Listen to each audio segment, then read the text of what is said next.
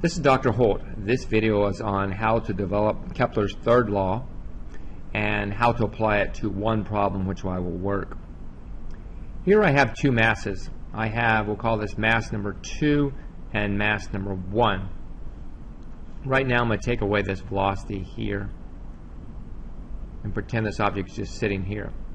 Now the force that 2 is being applied onto A, could we not say this, the force of 2 onto 1 is going to be big G, which is a universal gravitational constant, which is approximately equal to 6.67 times 10 to the minus 11th times mass 1 times mass 2 divided by r squared.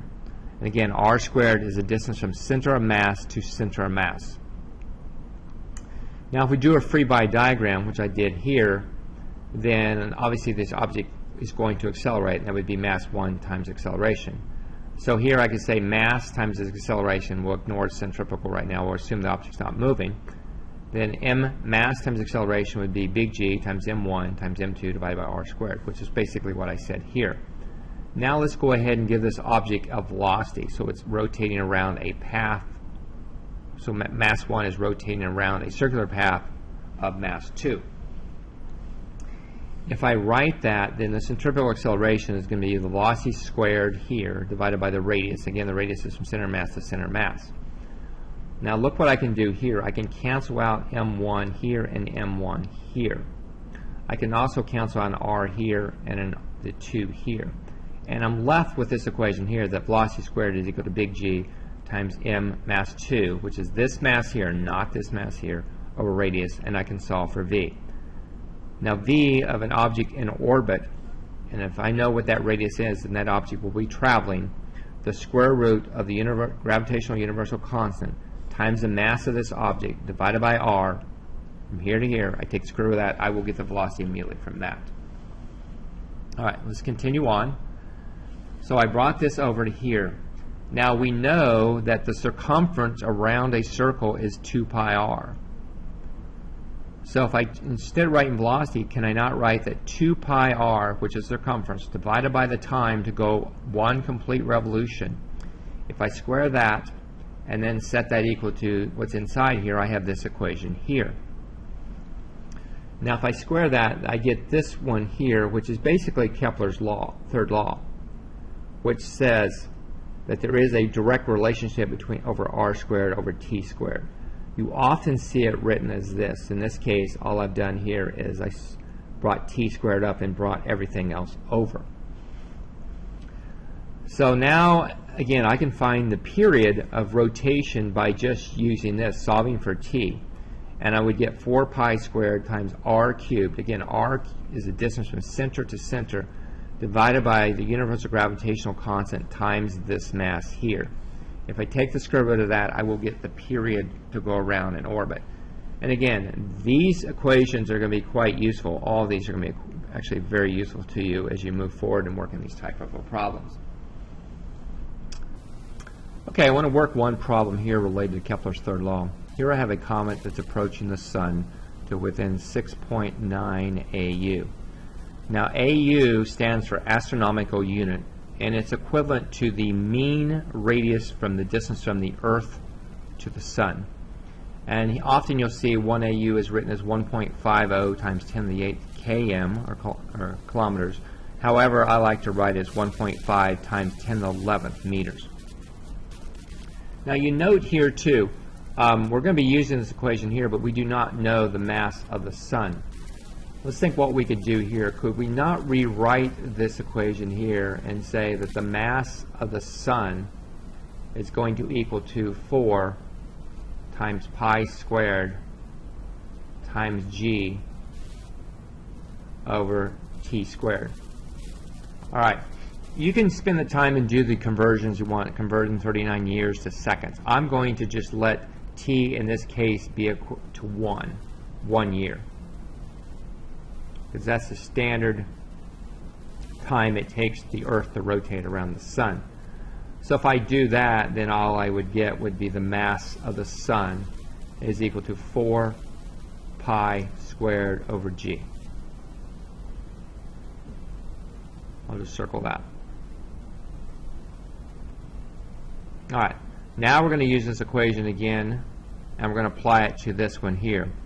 We have an orbital period of 39 years. So we will rewrite that as 39 squared is equal to 4 pi squared times big G, again, times the mass of the sun, times the radius cubed. And remember, this radius is the mean radius. Okay, it's going to be the average radius of this, which is basically going to be the distance from here to here plus the distance from here to here, and you take the sum of that and then divide by 2. That's going to give you the mean radius. All right, so we will go ahead and work this. Now, the thing to note here is I can take out this mass of the sun right here and replace it with this. And now look what happens here. That's going to give me 39 squared is equal to 4 pi squared over G. And I'm going to bring the r cubed out to here, mean cubed. So I'm going to replace this. Now I will just invert this, which gives me G over 4 pi squared. Now note what happens is everything basically cancels out. G is gone here and here. 4 gone here, here. Pi squared gone here and here. So you get R mean from here. So now we can say that the R mean is going to equal to the cubed root of 39 squared. And when you do that, you will get the distance of 11.5003. And so that's the mean radius. Now to find out x, can we not say that 6.9 AU plus, oops, not plus, excuse me, 6.9 AU plus x divided by 2, which is basically the mean, must equal to 11.5003. When you do that, I believe you'll get x approximately is equal to about 16.1 AU.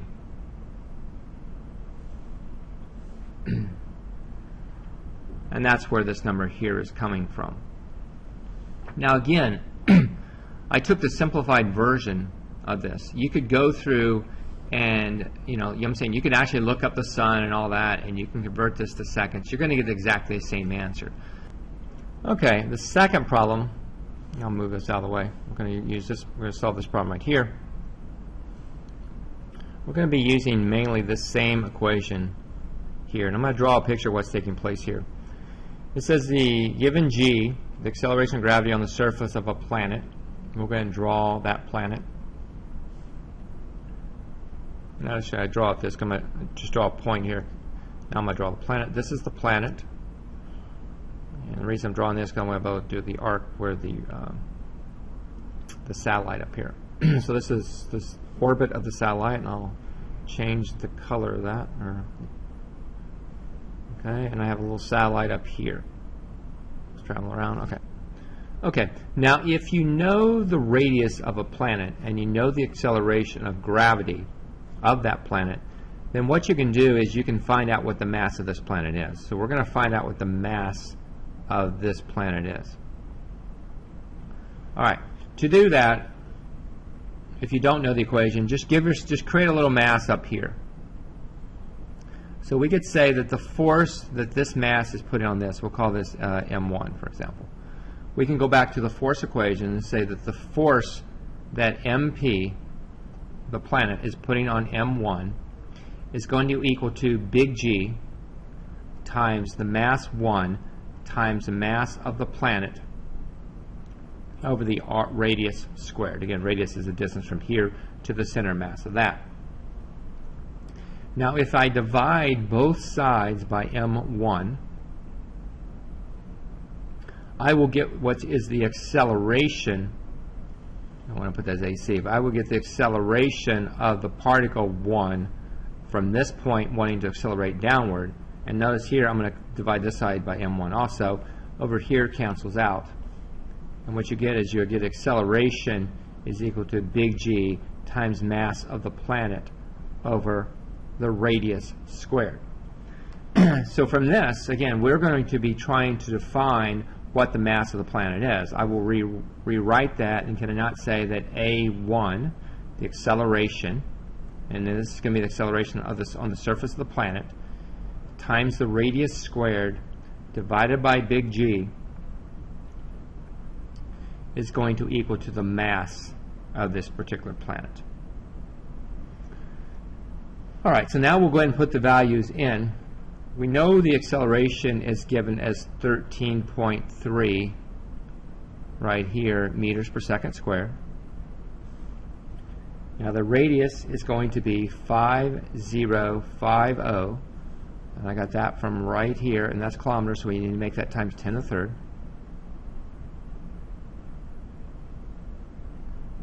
We're going to square that, and then we're going to divide it by the value of G.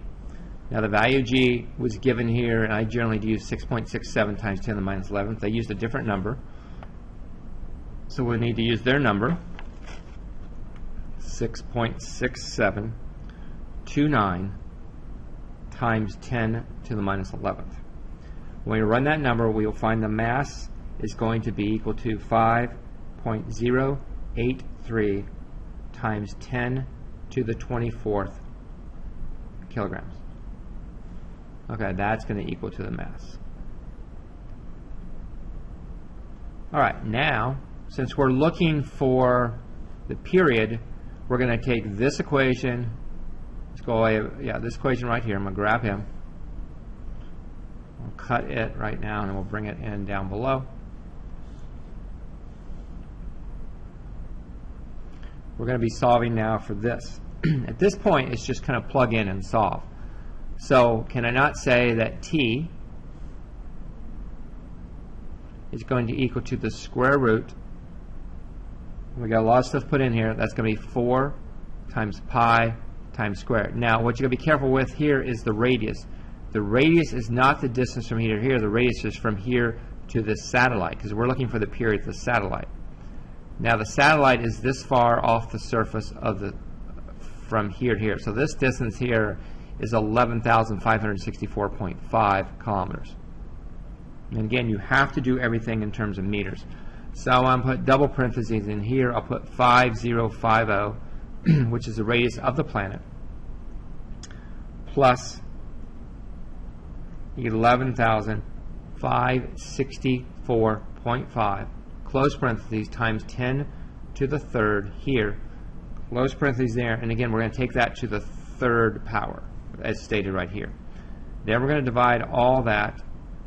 I'm going to make sure that you're not confused here. This is all inside the square root of big G, which is going to be 6.6729 times 10 to the minus 11th, times the mass that we have here, which is 5.083 times 10 to the 24th here. You run that number, and you will get T is equal to 23,104.3 seconds.